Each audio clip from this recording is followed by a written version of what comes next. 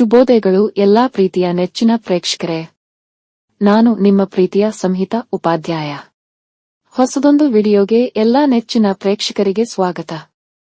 ಆದರಣೀಯ ಎಲ್ಲಾ ನನ್ನ ಪ್ರೀತಿಯ ಪ್ರೇಕ್ಷಕರೇ, ನಿಮ್ಮಲ್ಲಿ ನನ್ನದೊಂದು ಕಳಕಳಿಯ ಬೇಡಿಕೆ, ಪ್ಲೀಸ್ ದಯವಿಟ್ಟು ನಮ್ಮ ಚಾನೆಲ್ಗೆ ಸಬ್ಸ್ಕ್ರೈಬ್ ಮಾಡಿ ನನಗೆ ನಿಮ್ಮ ಪ್ರೋತ್ಸಾಹವನ್ನು ತಿಳಿಸಿ.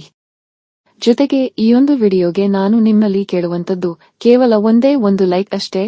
ಪ್ಲೀಸ್ ದಯವಿಟ್ಟು ಈಗಲೇ ಲೈಕ್ ಮಾಡಿ. ಮಾನ್ಯ ವೀಕ್ಷಕರೇ, ಈಯೊಂದು ವಿಡಿಯೋ ಬಂದು ಗೃಹಲಕ್ಷ್ಮಿ ಯೋಜನೆಗೆ ಸಂಬಂಧಿಸಿದಂತೆ ಒಂದು ಮುಖ್ಯವಾದ ಮಾಹಿತಿಯ ಬಗ್ಗೆ.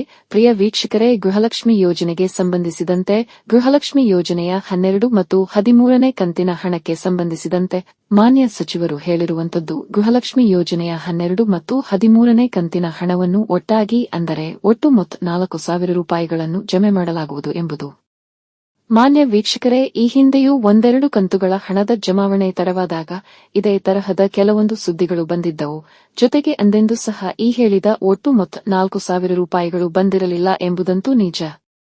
ಜೊತೆಗೆ ಈ ಹಿಂದೆಯೇ ನಿಮ್ಮಲ್ಲಿ ನಾವು ಹೇಳಿದೆವು, ಗೃಹಲಕ್ಷ್ಮಿ ಯೋಜನೆಯ 12ನೆಯ ಮತ್ತು 13ನೇ ಕಂತಿನ ಹಣ ಇನ್ನೇನಿದ್ರೂ ಸಹ ಮುಂದಿನ ತಿಂಗಳಷ್ಟೇ ಅಂತ.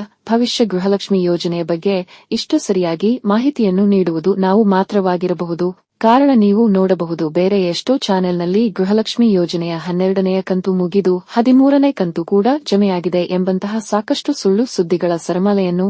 ಏನೇ ಆಗಿರಲಿ, ನಾವು ನಮ್ಮ ಚಾನೆಲ್ನಲ್ಲಿ ಎಂದೆಂದಿಗೂ ನಿಜವಾದ ದೃಢವಾದ ಮಾಹಿತಿಯನ್ನೇ ನೀಡುತ್ತೇವೆ. ಇದುವೇ ನಿಮಗೆ ನಮ್ಮ ಚಾನೆಲ್ಗೆ ಸಬ್ಸ್ಕ್ರೈಬ್ ಆಗಲು ಇರುವ ಒಂದು ಅತ್ಯುತ್ತಮವಾದ ಅಂಶ.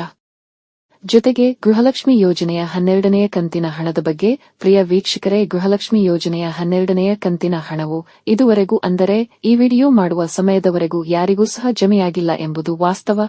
ಇನ್ನು ಇದರ ಬಗ್ಗೆ ಯಾವುದೇ ಅಪ್ಡೇಟ್ ದೊರಕಿದ್ದಲ್ಲಿ ನಿಮ್ಮ ಮುಂದೆ ಇಡಲಾಗುವುದು. ಮಾನ್ಯ ವೀಕ್ಷಕರೇ, ಇದಿಷ್ಟು ಈಯೊಂದು ವಿಡಿಯೋನಲ್ಲಿ. ನೀವೇನು ನಮ್ಮ ಚಾನೆಲ್ಗೆ ಹೊಸದಾಗಿ ಬಂದವರಾದರೆ ಅಥವಾ ಇನ್ನೂ ಸಹ ನಮ್ಮ ಚಾನೆಲ್ಗೆ ಸಬ್ಸ್ಕ್ರೈಬ್ ಆಗದಿದ್ದರೆ ದಯವಿಟ್ಟು ಸಬ್ಸ್ಕ್ರೈಬ್ ಮಾಡಿ ನಿಮ್ಮ ಪ್ರೋತ್ಸಾಹವನ್ನು ತಿಳಿಸಿ.